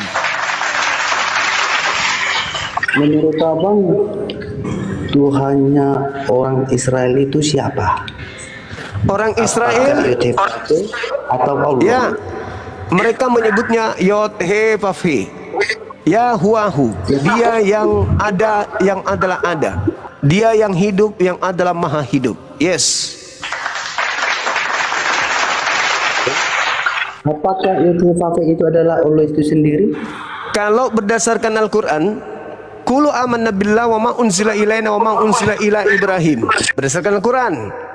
Tapi kalau berdasarkan Bible, saya takut, saya tidak mau mengakuinya. Karena yang Anda genggam hari ini itu bukan firman Allah, bukan firman Tuhan yang datang kepada Nabi Musa, bukan firman Tuhan yang datang kepada Nabi Isa. Yang Anda pegang itu adalah surat-surat yang dituliskan dalam bahasa Yunani yang diperuntukkan untuk orang-orang Roma dan Yunani. Maka berujukan saya tentang pengakuan saya bahwa Tuhan saya sama dengan Bani Israel, Al-Quran, bukan kitab saudara. Begitu, Abang. Ini Bang, dengarkan ya. Coba Ada lagi? kita buka di dalam Yohanes 5. Ya. Yohanes 5 ayat 40. Iya. Sebab jikalau ya. Kenapa, Bang? Bentar ya. Ya. Oke, saya bacakan ya. Sebab jikalau kamu percaya kepada Musa, ya, dengarkan. Sebab jikalau kamu percaya kepada Musa, tentu kamu akan percaya juga kepadaku. Sebab ia telah menulis tentang aku. Namun jikalau kamu tidak percaya kepada apa yang ditulisnya, bagaimana kamu percaya kepada apa yang kukatakan? Ini Bang Juma. Ternyata Musa itu adalah yang berfirman kepada Musa itu adalah Yesus itu sendiri. Gimana tuh? Enggak ada itu Bang, enggak ada. Jangan ada karang. Di mana? Yohanes 5 ayat 40. 40. Yohanes 5, iya, Yohanes 5 ayat 40. Masa gitu bunyinya? Iya. Coba Baca. Silakan. Kan sudah saya baca. Sebab jikalau kamu percaya kepada Musa, tentu kamu akan percaya juga kepadaku. Yang benar, yang benar. Anda baca itu, Anda baca apa itu? Yohanes 5, coba baca Bang. Yohanes 5 nomor berapa? 40. Masa begitu bunyinya? Ngaco Ya. Yang benar dong. Maaf. 46 Bang, 46. Coba baca. Silakan. Ya, coba baca. Ya. Kan sudah saya baca sebentar ya. Inilah bahwa Musa berbicara. Sebab jikalau kamu percaya kepada Musa, tentu kamu akan percaya juga kepadaku. Sebab ia telah menulis tentang aku. Namun jikalau kamu tidak percaya kepada apa yang ditulisnya, bagaimana kamu akan percaya kepada apa yang kukatakan? Gimana tuh Bang? Ternyata Bung, Musa itu Yesus itu sendiri yang berbicara. Lu kenapa bisa begitu, Abang? Enggak ada begitu. Kalau Anda membaca ternyata bukan Allah. Silakan. Dengar. Yohanes 4 56 itu tidak berbicara mengenai ketuhanan. Itu berbicara tentang nubuatan Musa tentang Yesus, Bang. Di mana Yesus dinubuatkan di dalam kitabnya Nabi Musa, salah satunya di dalam Keluaran 23 nomor 7 nomor 8, nomor 1, nomor 2, nomor 7, nomor 8. Itu tentang Yesus tuh. Jangan kau membunuh orang, jangan kau membunuh manusia, jangan kau membunuh manusia yang benar, jangan kau membunuh manusia yang tidak bersalah, sebab aku Tuhan tidak akan membenarkan orang-orang yang tidak bersalah. Sebab aku Tuhan tidak akan membenarkan orang-orang yang bersalah. Itu Yesus yang dibahas di situ terkait dengan dia sebagai orang benar, bukan sebagai Tuhan. Abang ini ada-ada aja. Baca nomor 45-nya dong. Bagaimana mungkin dia sebagai Tuhan sedangkan dia mengatakan, jangan kamu menyangka bahwa aku akan mendakwai kamu di hadapan Bapa. Bukan aku yang akan mendakwaimu, tetapi Musa yang kepadanya engkau menaruh pengharapan. Aduh, abang ini gimana sih ya? Jangan ngaco dong. Belajar lagi saudara-saudara. Bang. Ya. Jadi yang berfirman kepada Musa itu di dalam Tauratnya adalah Allah. Kalau di dalam Al-Quran jelas Allah. Tapi kalau di dalam kitab saudara, ya sekarang juga masih tertulis Allah. Jadi bentar Bang, bentar. Ya. Coba pasti nih ada tulisan Allah pasti nih. Sebentar Bang. Mana itu? Coba tunjukkan. Yang berfirman kepada Musa itu, yang di dalam Taurat, yang tertulis di dalam Al-Quran, siapa yang menulis Bang? Muhammad atau Musa? Yang berfirman, yang menulis di Torah, ya Nabi Musa lah. Al-Quran surah Al-Araf ayat. Oke. Nah, Nabi Musa. Dari mana? Bentar. Dari mana Muhammad tahu tentang apa yang ditulis Musa, sedangkan Muhammad tidak tahu membaca? Astagfirullahaladzim, ya Allah ya Karim. Nabi Muhammad itu tidak pernah membaca Torah. tidak pernah Ya. membaca Injil. Tapi kemudian Al-Quran menceritakan kepada beliau tentang Torah itu, bagaimana Allah mewahyukan kepada beliau. Dikatakan dalam Al-Quran, wa min qablihi kitabu Musa imama wa rahma. Sebelum Al-Quran diwahyukan kepada Nabi Muhammad, telah ada kitab Musa sebagai petunjuk dan rahmat. Dan Al-Quran ini aku wahyukan kepadamu dalam bahasa Arab. Dalam bahasa Arab membenarkan kitab Musa. Paham tak sampai situ? Jadi bukan Nabi Muhammad baca Torah, enggak. Makanya kan, makanya kan, kalaulah Muhammad dia tidak tahu membaca, bagaimana dia menjelaskan isi Taurat yang ditulis Musa, sementara di dalam Quran mengatakan bahwa kalian harus beriman kepada Taurat.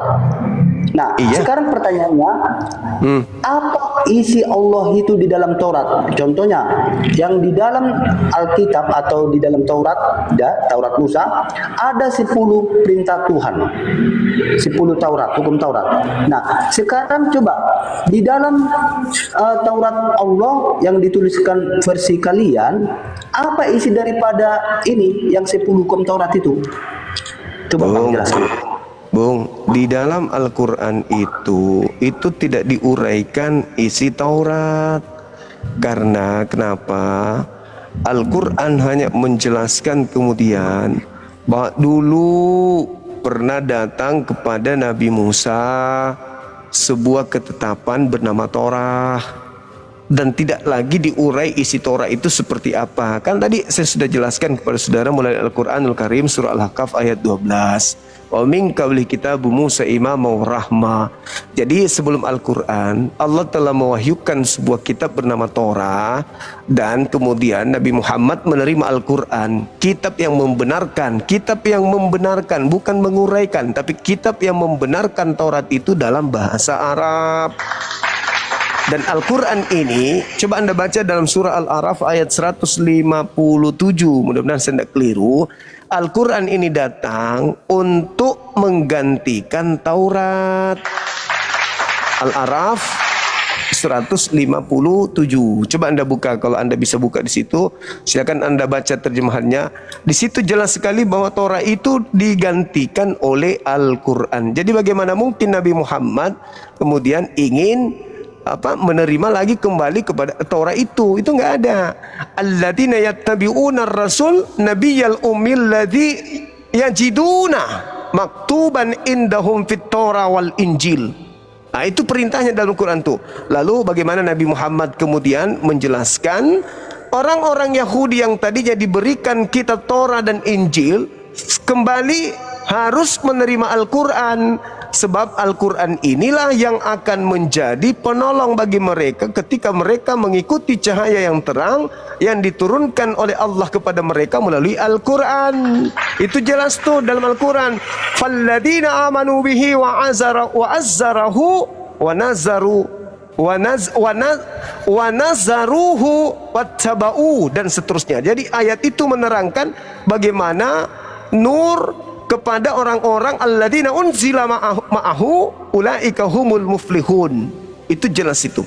Jadi mereka disuruh menuju kepada Quran, sebab Al-Quran itu di dalamnya ada cahaya yang mereka harus ikuti, yang diturunkan melalui Al-Quran. Itulah keberuntungan bagi mereka, bagi seluruh manusia. Al-Quran surah Al-A'raf ayat 157. Nah begitu Bang. Jadi tidak diuraikan lagi isi Taurat untuk dilaksanakan, enggak. Jadi menurut Abang Taurat ini sempurna atau tidak? Taurat sempurna. Taurat sempurna kan tadi saya sudah terangkan kepada saudara dalam surah Al-Ahqaf ayat 12. Itu adalah Taurat sebagai petunjuk dan rahmat yang sempurna pada masanya, tapi tidak sempurna untuk masa sekarang. Cuman masanya sempurna bagi kaumnya. Taurat yang pada masanya mana Bang? Itu diwahyukan kepada bangsa Israel, bukan kepada saya. Tanya bangsa Israel. Taurat itu diberikan kepada mereka, bukan Abang kepada bisa kami. membuktikan bahwa Taurat yang pada masanya? Anda juga tidak bisa. Ya, abang kan menyinggung tentang Taurat, iya kan? Di sana yang berfirman adalah irtifat, Bang. Ya. Kenapa? Yang saya pertanyakan, Bang, Taurat Allah yang ditulis oleh Musa, Taurat Allah Iya. bukan irtifat, ya kan? Nah, Aneh ini. Lucu. Taurat yang, Lucu. yang Anda katakan sempurna itu, kenapa Allah itu menyempurnakan lagi? Kalaulah kalau Taurat itu sudah sempurna. Taurat itu, Bang, ketetapan Tuhan. Al-Quran surah Al-Araf ayat 145 hanya untuk kaum Bani Israel saja, bukan untuk bangsa lain. Sedangkan Anda yang mengaku pengikut Taurat saja, Anda hanya jadikan terjemahan kitab Yahudi sebagai aksesoris doang. Anda nggak lakukan. Torah itu hanya untuk kaumnya Bani Israel, bukan untuk bangsa lain. Yeremia 50 itu jelas itu. Itu hanyalah sesuatu yang diwahyukan oleh Allah spesial untuk Bani Israel. Yeremia 31 nomor 31 sampai 33. Berarti, Bang, berarti yang berfirman, berarti Allah yang berfirman kepada orang Israel itu Allah, gitu. Iyalah. Sekarang begini. Tunggu. Saya sekarang satu aja pertanyaan. Oke. Di dalam kitab Kejadian 17 nomor 6 nomor 7.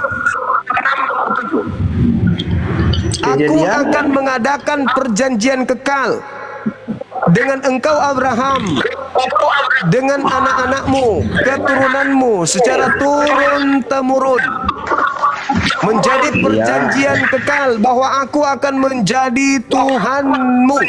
Kamu batalkan itu? Ya. Oke. Anda mau batalkan itu? Oke. Nah, Oke. Anda Tuhan ingin Abraham- membatalkan? Tunggu. bentar. Apakah Anda ingin membatalkan itu? Sebentar. Apakah abang tahu Tuhan Abraham itu Allah, Ishak, Allah, Yakub itu siapa? Apakah Allah? Jelas Allah, lalu siapa lagi? Ku tanya lagi. Saya ulang lagi pertanyaan saya, Bang. Saya ulang lagi pertanyaan saya. Boleh ya? Apakah Anda percaya bahwa Tuhannya Yahudi mengangkat perjanjian kekal, bahwa dia akan menjadi Tuhan Abraham, Tuhan anak-anak Abraham, dan juga keturunannya secara turun-temurun? Apakah Anda percaya? Percaya. Nah, percaya. Berarti Tuhan, dengar. Berarti Tuhan dari Abraham, Tuhan dari Ismail, dan keturunan Ismail itu Tuhannya Abraham sesuai dengan perjanjian itu. Anda percaya? Ismail nggak masuk, Bang, karena Ismail anak haram. Karena Ishak adalah anak tunggal. Astagfirullahaladzim. Ketika Anda mengatakan Ismail anak haram, berarti bapaknya Abraham berzina gitu? Ya, berzina. Astagfirullahaladzim. Ya Allah ya Karim. Ya Allah ya Karim. Ya Allah ya Karim. Dengar. Ismail adalah anak Dengar. Kejadian 12 nomor 3. Apa kata Tuhan di situ? Aku akan mengutuk siapapun yang mengutuk engkau Abraham. Jedar. Tolong kasih saya dalil di mana Abraham berzina. Sekarang, cepat. Nah, ketika dia menghampiri hambanya. Nah, di mana dia berzina? Nah, makanya dikatakan Alkitab, di mana dia berzina? Mereka bukan lagi dua, melainkan satu. Hei, jangan kau bawa Bible surat kabar dari barat, jangan kau bawa itu, hei. Sebentar. Biar saya jelaskan. Jangan kau bawa surat kabar itu, hei. Kau jawab dulu, di mana dalilnya Abraham berzina, hei. Anak perhambaan. Bodat. Hajar Di adalah mana hamba. Abraham berzina? Monyet. Ismail adalah anak perhambaan. Kau memang Kristen laknat. Tidak ada sebenarnya hubungannya kau Abraham. Tidak ada. Kristen tidak berasal dari Nabi Ismail, Nabi Isa. Dan yang dapat perjanjian bukan Kristen. Yang mendapat perjanjian kekal di situ adalah Islam dan Yudaism. Jangan kau naik lagi, kau robek matamu nanti. Bodoh, makan babi laknat. Kau tuduh Nabi kami berzina, dasar biadab, pemakan babi, pemakan balau rakus. Bapak para nabi dituduh berzina, dasar binatang kau. Mungkin mana agamamu yang mengajarkan itu memang? Tidak kalian akui Ismail, seakan-akan kalian itu juga bagian daripada Yahudi. Matamu, dasar ampoleng, biadab. Ismail itu anak sah. Betapa banyak pernyataan-pernyataan di dalam kitab yang orang Yahudi pegang. Kejadian 16, kejadian 17, kejadian 30, kejadian 19. Itu bercerita tentang Nabi Ismail diberkati tuyul kampret. Anak zina kau bilang, anak haram kau bilang, ku robek juga mulutmu, dasar binatang. Ku baca itu. Dan adapun anak-anak Abraham, Ismail, Ishak, biadab.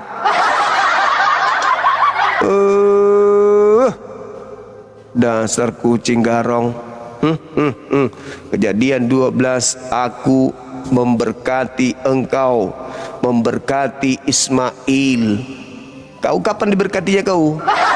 Kejadian 12 nomor 3, aku akan memberkati siapapun yang memberkati engkau Abraham, dan mengutuk siapapun yang mengutuk engkau Abraham. Kalian memang pengutuknya.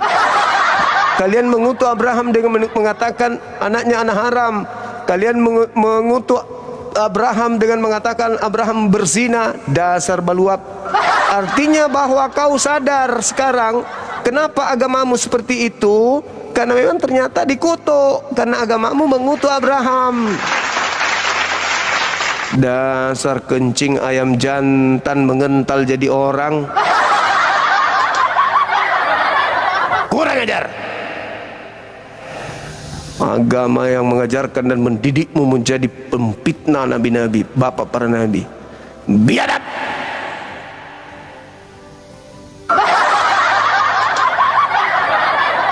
Dasar pemakan babi, penyembah makhluk kuburan tidak tahu diri. Cucunya Abraham dituhankan, habis itu kakeknya dihina. Dasar binatang. Cucunya kau sembah, kakeknya kau bilang pesina. Atau malu kau. Cucunya kau tuhankan, habis itu kakeknya kau bilang pesina. Colok juga matamu nanti. Merusak suasana saja. Halo, selamat malam. Ya, malam bang. Katolik, Protestan? Katolik bang. Buka kamera bung. Silakan. Gimana nih? Oh, sorry. Saya kirim permintaan. Enggak. Wes, meluncur, tinggal diterima. Silakan. Di save gitu. Silakan. Santai aja bang. Jaga lisan. Mana tadi bang? Lupa bang. Iya, saya kirim lagi ya. Begini ya. Ada apa? Ganteng kali ya bang ini. Dari Katolik, Protestan? Katolik bang. Katolik. Ini ada tema terkait Al-Quran saya, surah An-Nisa, yang menceritakan bahwa kalian itu menyembah selain daripada Allah, dan yang kalian sembah itu hanyalah orang mati, dan kemudian diterangkan bahwa kalian hanya menyembah iblis yang durhaka. Begitu juga dalam surah Al-A'raf ayat 27 dan 30. Ini sebenarnya saya tidak mau angkat tema ini, cuman karena saya membaca di dalam Yesaya 14 nomor 12 sampai 15, ternyata yang bergelar bintang timur itu iblis di dalam kitabnya Yahudi. Dan ternyata ketika Yesus mengatakan waspadalah kepada penyesat yang datang kepadamu memakai namaku, dia akan menyesatkan banyak orang. Ternyata betul ada bintang timur mengaku Yesus di dalam Wahyu 22 nomor 16. Berarti kesimpulan saya sementara berdasarkan itu, ya kalian menyembah bintang timur. Yang mana bintang timur ini iblis menurut Yahudi. Gitu bang, gimana itu? Bingung aku bang. Tapi di agama Kristen nggak ada menyembah ke iblis sih. Kalau nyembah iblis mungkin kelakuannya bakal kayak iblis ya. Kelakuannya buktinya makan segala sesuatu yang diharamkan Tuhan bang. Kan iblis yang memerintahkan makan segala sesuatu, kan iblis yang ngajarin. Iblis ngajarin Adam makan segala sesuatunya. Iblis yang ngajarin Adam untuk tidak sujud kepada pencipta langit dan bumi. Nah sekarang kalian sujud menyembah kepada Kristus Yesus kan? Ya Yesus. Nah sedangkan Yesus yang asli sibuk menyembah kepada Yod-Heh-Vav-He gitu. Kata di surga ya. Ya, itulah yang terjadi hari ini. Sehingga apa yang diterangkan Yesus kepada Yahudi agar waspada kepada penyesat, kalian tidak waspada. Kalian malah menyembah kepada bintang timur yang ngaku-ngaku Yesus. Padahal Yesus sudah mengatakan waspadalah kepada penyesat yang datang memakai namaku dan berkata akulah Kristus. Berarti penyesatnya datang memakai nama Yesus dan berkata kalau dia itu adalah Kristus. Nah, di dalam Wahyu 22:16, akulah Yesus tunas Daud, bintang timur gilang gemilang. Berarti dia mengaku sebagai bintang timur. Berarti dia mengaku sebagai iblis. Oh ada di Wahyu Yesus mengaku Bintang timur. bintang timur. Iya. Boleh lihat lewat ayatnya bang. Wahyu 22 nomor 16. Coba dibaca. Dibaca dulu.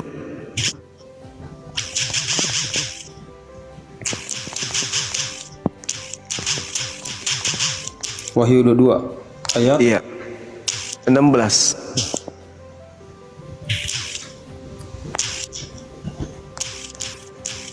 Bentar bang.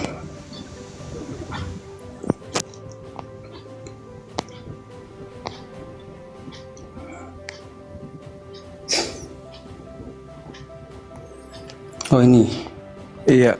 Yang aku Yesus telah mengutus malaikatku untuk memberi kesaksian tentang semuanya ini kepadamu dari jemaat. Aku adalah Tunas, yaitu keturunan Daud, bintang timur yang gilang gemilang ya. Oke. Sedangkan di Yesaya 14 nomor 12 sampai 15, ya mengaku bintang timur di situ iblis. Oh iya betul-betul. Berarti saudara selama ini nyembah siapa? Jadi kesimpulan Bang Zuma tuh Yesus tuh Lucifer gitu. Bukan Yesusnya yang Lucifer, Lucifernya yang mengaku Yesus. Oh. Sehingga dianggap Yesus. Padahal bukan Yesus. Makanya pada hari terakhir kata Yesus, Matius 7, 22, 23, pada hari terakhir nanti banyak orang berseru kepadaku, Tuhan, Tuhan, Tuhan, bukankah kami bernubuat pakai namamu, bermujizat, mengusir setan pakai namamu? Pada hari itulah aku akan berterus terang kepada mereka, enyahlah daripadaku, aku tidak mengenal kalian, kalian semua adalah pembuat kejahatan. Kalian akan diusir Itu oleh kata Yesus. Yesus ya? Iya, Itu perkataan Yesus juga kan?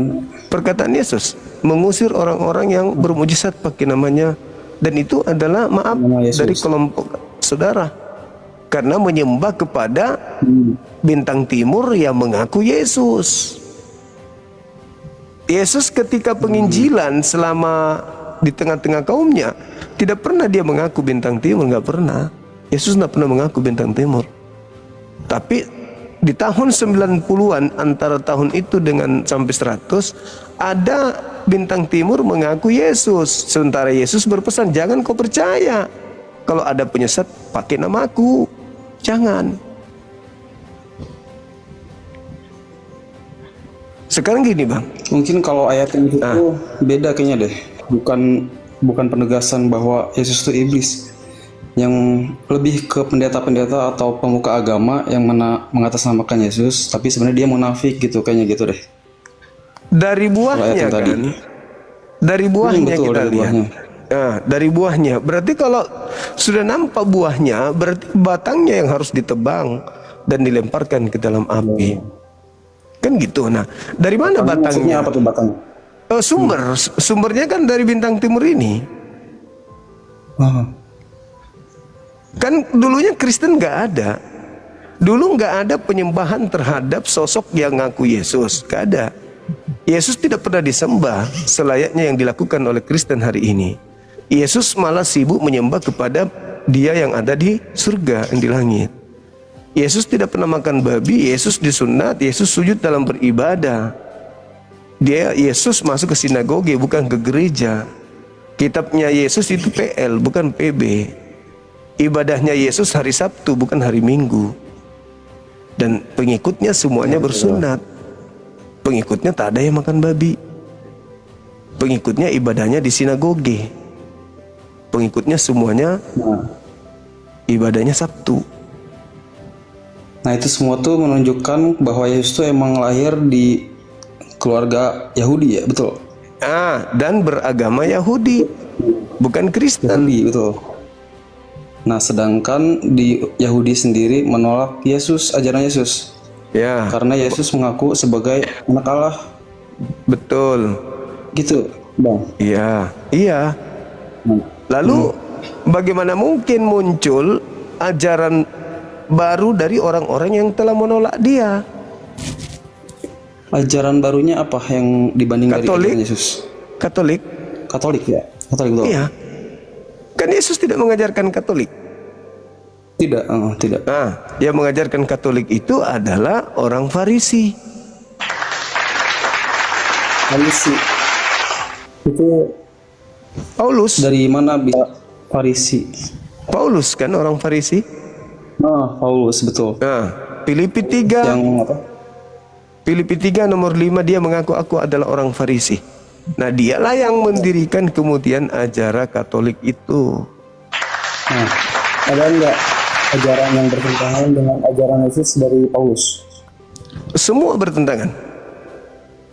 Pertama, tentang hidup kekal. Yohanes 17 nomor 3. Hidup kekal itu mengenal Yesus sebagai apa? Menurut Yesus, utusan Tuhan atau Tuhan? Hidup Yesus, Hidup kekal. utusan. Sebagai utusan. Hidup kekal. Hidup kekal itu adalah mereka mengenal Yesus sebagai utusan atau sebagai Tuhan. Ini kata Tuhan tuh agak ambigu ya. Sebagai pengutus atau sebagai utusan. Yesus juga diutus sih ke dunia sebagai manusia, tapi dia juga merupakan bagian dari Allah gitu. Menurut Yesus kan kita mencari perbedaan antara ajaran Yesus dengan yang bukan ajaran.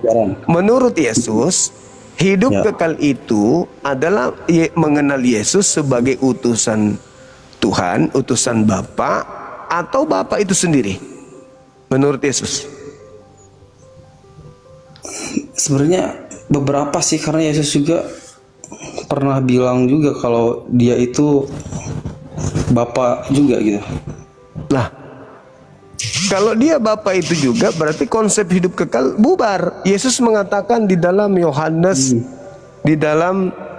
17 nomor 3, hidup kekal itu adalah mereka mengenal Engkau satu-satunya. Engkau satu-satunya. Allah yang benar. Engkau satu-satunya Allah yang benar. Yesus tak boleh kemudian masuk di situ ikut-ikutan. Yesus tidak boleh masuk mencampurkan dirinya ke dalam Tuhan yang satu-satunya itu. Karena kapan Yesus masuk berarti dua-duanya. Hidup kekal itu adalah mereka mengenal Engkau satu-satunya Allah, satu-satunya Allah yang benar, dan mengenal Yesus Kristus yang Engkau utus. Berarti hidup kekal menurut Yesus adalah mengenal Yesus sebagai utusan, bukan sebagai Tuhan, bukan sebagai Allah. Karena Allah cuma satu. Tiada Tuhan selain Allah, satu-satunya itulah Allah, kata Yesus. Begitu saudara.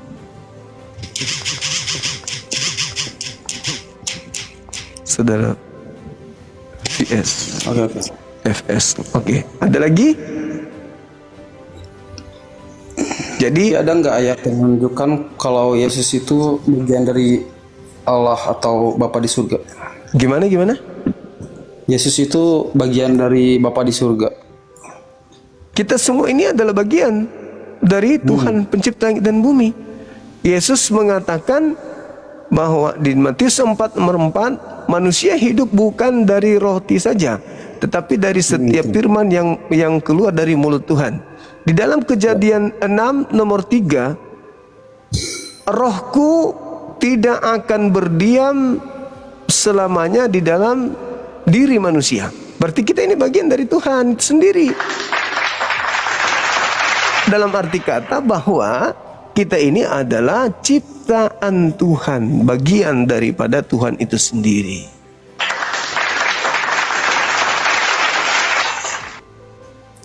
Kita Begitu semua juga. ya. Yes. Kalau Tapi di dalam untuk Yesus sendiri kan dalam sejarahnya dia pernah menghidupkan orang mati ya. gimana? Nah itu Yesus pernah menghidupkan orang yang sudah mati. Ya, Itu cuma Allah kan yang bisa. Sedangkan Yesus juga tidak mengatasnamakan Allah atau Bapa di surga, tapi dia menghidupkan langsung aja gitu. ada pengakuannya Tanpa di dalam mengatasnamakan Tuhan. Jadi kasarnya kan ada pengakuannya di dalam Yohanes 4 nomor 34.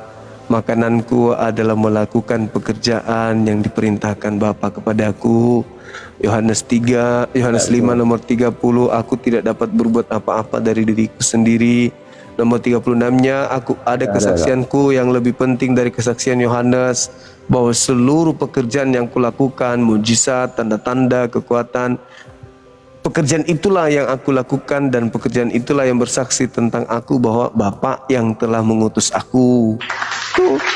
Lalu kemudian di dalam khotbah Petrus di KPR 2 nomor 22, seluruh Israel harus tahu bahwa Yesus yang kumaksud adalah Yesus dari Nazaret adalah perantara yang ditunjuk oleh Tuhan untuk melakukan mukjizat, tanda-tanda, kekuatan yang dilakukan oleh Bapa melalui perantaraan Yesus. Yesus itu tidak bisa berbuat apa-apa tanpa mukjizat. Dia hanya perantara. Begitu. Makanya dia hanya dikenal kalau sebagai saya sebut utusan. Gimana? utusan ya. Kalau saya sebut juga Bapa di surga tidak bisa buat apa-apa tanpa Yesus turun ke bumi. Bisa nggak? Oh, nggak bisa. Nggak bisa begitu. Nggak bisa. Jadi saling kerjasama istilahnya. Oh enggak, Tuhan itu maha kuasa. Tuhan itu maha kuasa. Tuhan itu maha kuasa tanpa makhluk. Tuhan itu maha kuasa. Tuhan tidak kekurangan apapun tanpa makhluk. Tuhan itu maha kuasa, maha perkasa. Kenapa ada Yesus? Kenapa ada yang lain? Karena Tuhan itu maha pencipta. Tuhan menciptakan Yesus. Tuhan mengadakan Yesus. Tuhan membuat Yesus. Maka ada Yesus gitu. Adapun dia turun ke bumi, ya sama seperti Nabi Adam. Nabi Adam lebih hebat karena Nabi Adam dari sana dia manusia semuanya ada dari Adam. Berapa miliar manusia berasal dari Adam. Adam lebih hebat. Nah, tapi Nabi Adam ada perbedaan, Bang. Apa Nabi tuh? Adam jatuh ke dalam dosa. Nah, itu. Yesus lebih parah lagi. Gimana, Iya. Bang? Karena semua dosa ditanggung sama dia.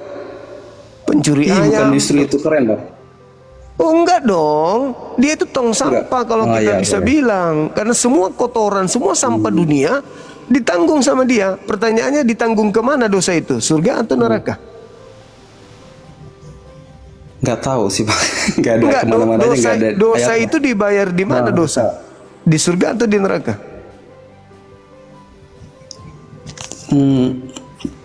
Nggak tahu Bang.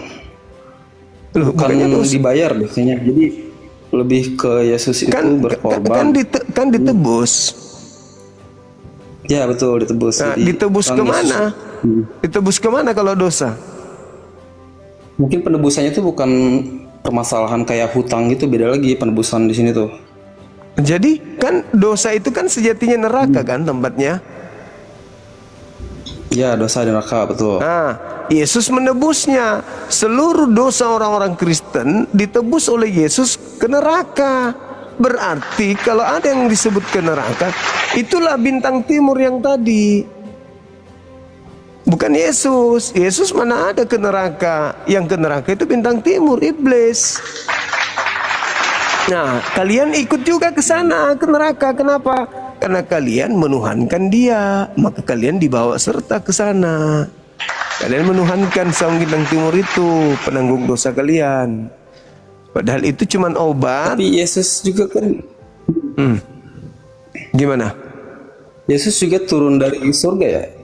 Kayak di Yohanes kalau nggak salah. Iya, dia turun dari surga. Sama seperti makhluk-makhluk lain. Ya, 1 Korintus 15:48. Makhluk-makhluk surgawi sama seperti Yesus yang berasal dari surga.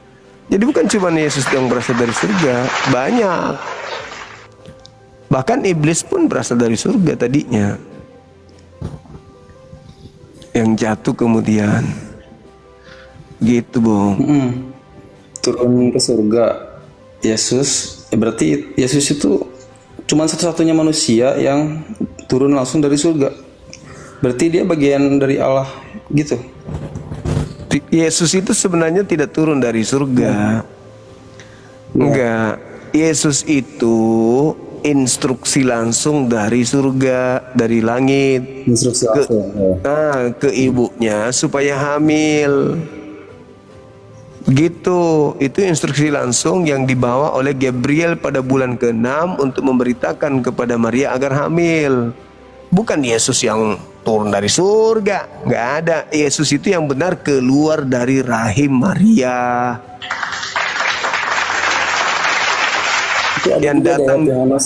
Yang datang dari surga. Yang datang dari surga itu firman, perkataan Tuhan diantar oleh Gabriel kepada Maria. Itu berita dari langit maksudnya. Yesus itu firman dari langit, perkataan dari langit tentang akan hadirnya, akan lahirnya, akan terciptanya dirinya. Itu bukan pemberitaan dari posyandu, pos kambling, tapi langsung dari langit. Maria, kau hamil. Tuhan yang Maha Tinggi menghendakinya. Hamil. Itulah disebut Yesus itu dari surga. Pemberitaan dari surga, bukan Yesusnya yang dari surga, bukan. Begitu. Yesus itu dari buah-buahan, dari saripati, dari minuman, dari susu yang diminum Maria ibunya. Dari sanalah Yesus berasal. Tapi berubahnya saripati ini menjadi bayi itu informasi berita kabar dari surga. Gitu maksudnya. Kalau kita tafsir beda. Bang Zuma sendiri atau berdasarkan Alkitabnya? Berdasarkan pengakuan Yesus. Di mana Yesus mengakui itu? Yohanes 8:42. Aku keluar dari Bapa, aku datang dari Bapa, dan aku datang bukan atas kehendakku sendiri. Berarti Yesus itu bukan Bapa itu sendiri.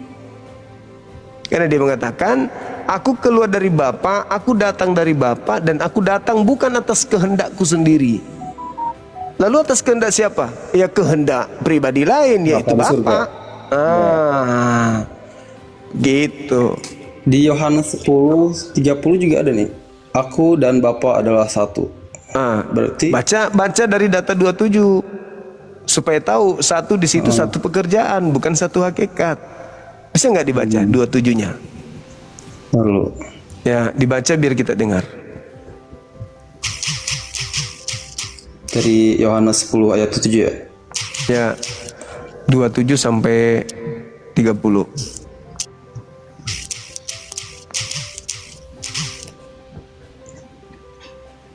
Bang Zuma tuh udah baca Alkitab full gitu.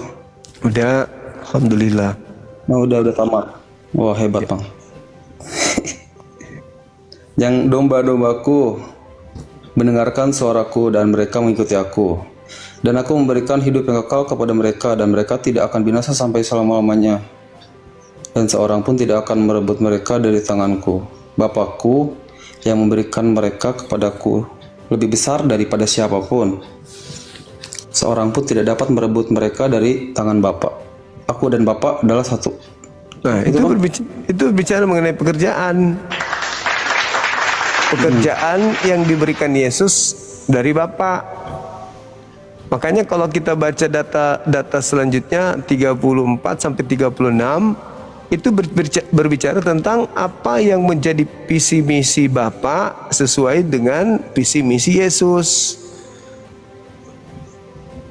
Jadi dia satu di situ, satu tujuan, satu misi, bukan satu Ya, hakikat. Tujuannya itu apa ya? Tujuannya memberikan hidup kekal kepada Bani Israel yang percaya kalau Yesus itu utusan, tapi yang tidak percaya tidak diberi hidup yang kekal.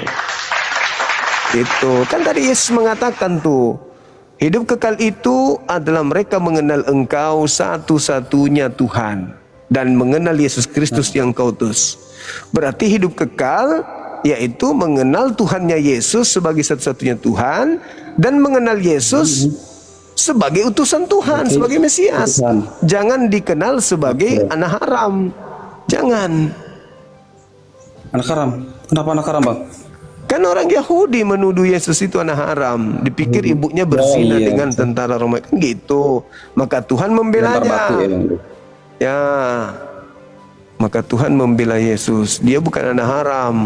Dia adalah firman-Ku, dia adalah ucapan-Ku yang turun ke bumi. Aku yang menghendaki dia, gitu maksudnya. Tapi dengan kata lain, Yesus itu satu-satunya utusan yang memiliki tujuan untuk hidup yang kekal. Seluruh para Satu-satunya nabi, utusan, betul. seluruh para nabi, iya, Yesus sendiri yang mengatakan itu. Selain FZ. Yesus ada nggak yang ngaku membawa kehidupan kekal? Nabi Muhammad sallallahu alaihi wasallam. Al-Qur'an Oke, di mana? Al-Qur'an surah Al-Maidah Oke. ayat Al-Maidah. Al-Maidah ayat 15-16. Fussilat ayat 30. Banyak. Ali Imran ayat Apa tadi? 31. Keterangannya gimana tuh? Yang tentang Coba. kehidupan kekal Coba. Nabi Muhammad. Oke. Di hidup kekal itu kan surga. Kalau Ya, mati betul. kekal itu neraka. Tapi belum tentu. Kayak mati kekal neraka. Mati kekal. Mati Maksudnya- kekal neraka ya. Kalau di Katolik itu mortal ya, karena dosa besar dia masuk neraka. Itulah Kalau kehidupan kekal itu di surga. surga. Gitu, Bung. Nah, Ya. Nabi Muhammad itu menjamin surga. Diperintahkan kemudian di dalam Al-Quran untuk disampaikan. Al-Quran surah Al-Mu'minun ayat 11 sampai ayat 1 sampai ayat 11. Ulaika warithun. Mereka yang mewarisi. Apa yang mereka warisi? Surga Firdaus. Hum fiha khalidun. Mereka kekal di dalamnya. Begitu, Bu. Jelas itu dalam Al-Quran. Siapa yang mengikuti Nabi Muhammad, dosa-dosanya ditebus, dosa-dosanya dihapuskan semuanya, diampuni semua dosa-dosanya. Sorry, bukan ditebus, diampuni segala dosa-dosanya. Ali Imran ayat 31.